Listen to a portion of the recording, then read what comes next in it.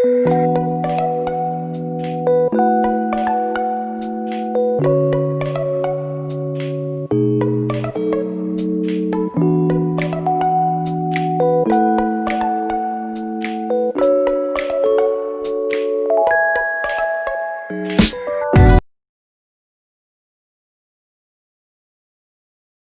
Students, आप सब कैसे हैं? आई होप सब अच्छे होंगे। हमने अपनी एमसीक्यूज की सीरीज स्टार्ट की हुई है। आज हम कर रहे हैं मैक्रो इकोनॉमिक्स के क्वेश्चन।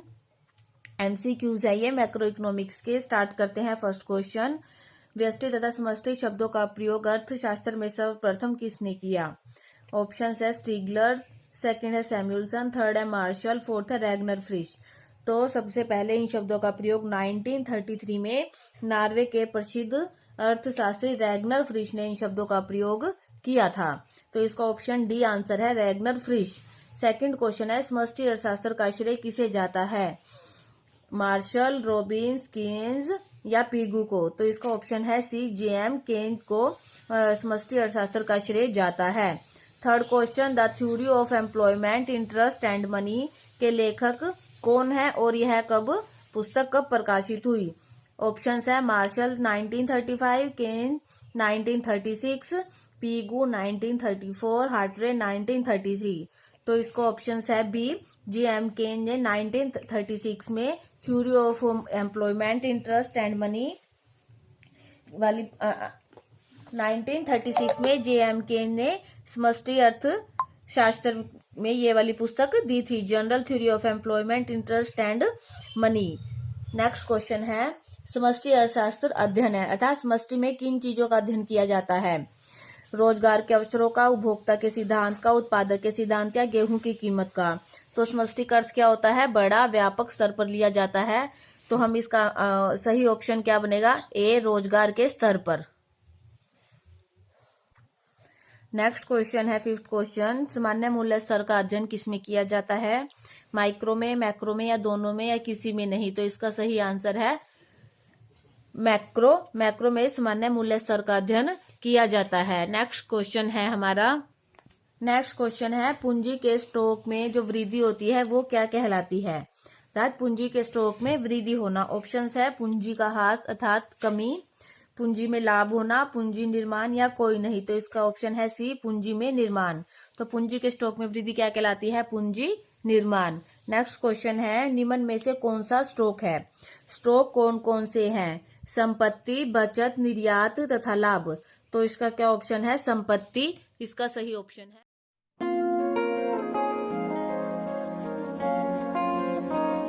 प्रवाह क्या होता है? स्टॉक होता है समय के एक निश्चित बिंदु पर मापी जाने वाली मात्रा। तो स्टॉक में हम क्या क्या लेते हैं? जैसे कि wealth, labour force, capital, supply या quantity of the money, bank में जमा।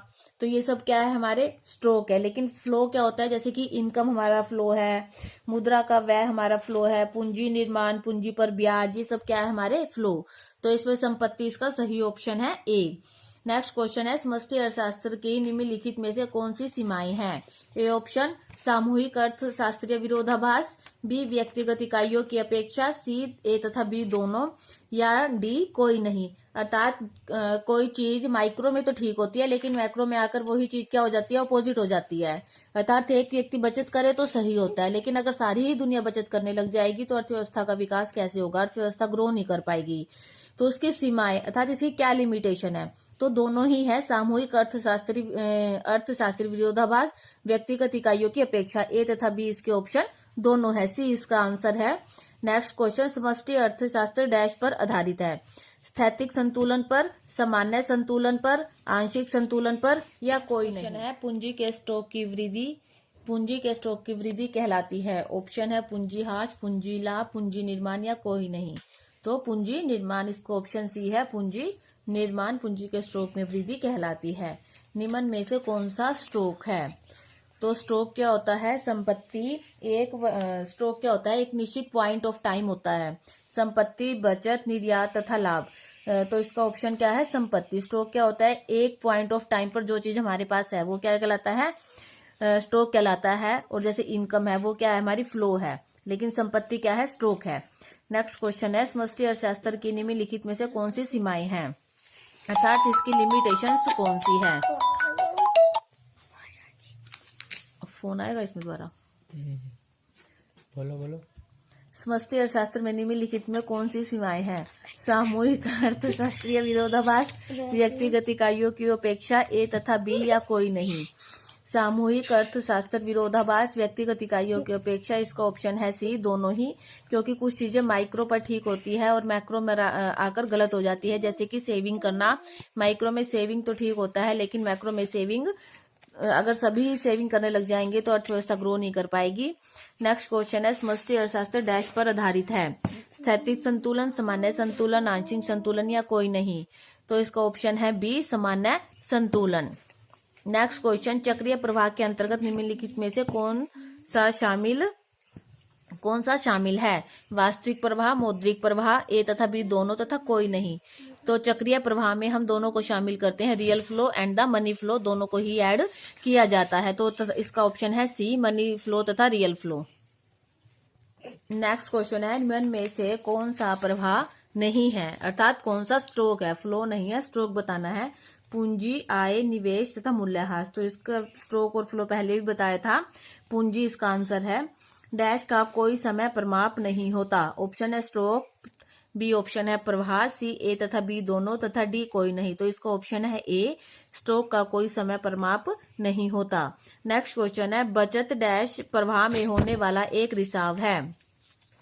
हम बचत करते हैं तो किस फ्लो में रिसाव होता है, मनी फ्लो में या रियल फ्लो में। तो मनी फ्लो, इसका आंसर क्या है, मौद्रिक प्रवाह में होने वाला एक रिसाव है। तो बी ऑप्शन इसका सही है। नेक्स्ट क्वेश्चन है, त्रिक्षेत्रीय मॉडल में कौन सा शामिल नहीं है। ऑप्शन है फर्म, परिवार, सरकार तथा विदेशी क्षेत्र। 3 क्षेत्र में हमारी आती है फर्म, परिवार और सरकार आते हैं, लेकिन विदेशी क्षेत्र शामिल नहीं होता। ऑप्शन डी इसका सही आंसर है। नेक्स्ट क्वेश्चन है, अहस्तक्षेप की नीति किससे संबंधित है। अहस्तक्षेप मतलब कि जिसमें सरकार का कोई हस्तक्षेप नहीं होता। हमारी अर्थव्यवस्था है समाजवादी अर्थव्यवस्था, जैसे भारत की है मिश्रित अर्थव्यवस्था, पूंजीवादी अर्थव्यवस्था या कोई नहीं। तो इसका क्या ऑप्शन है, पूंजीवादी अर्थव्यवस्था में सरकार का कोई हस्तक्षेप नहीं होता, अहस्तक्षेप की नीति है। नेक्स्ट क्वेश्चन है, निम्न में से कौन सा पूंजीवाद की विशेषता नहीं है। ए, वर्ग संघर्ष, बी, निजी संपत्ति, सी, कीमत से अंतर, डी, धन का समान वितरण।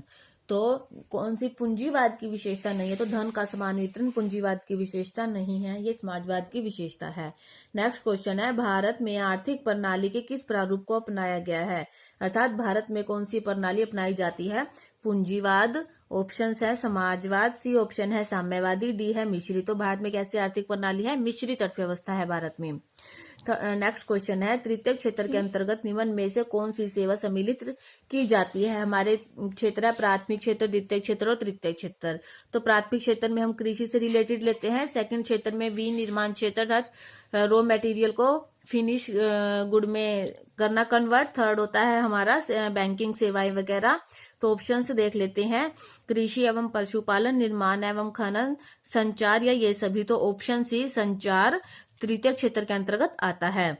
नेक्स्ट क्वेश्चन है, एक 4 क्षेत्रीय या खुली अर्थव्यवस्था में संतुलन की शर्त है।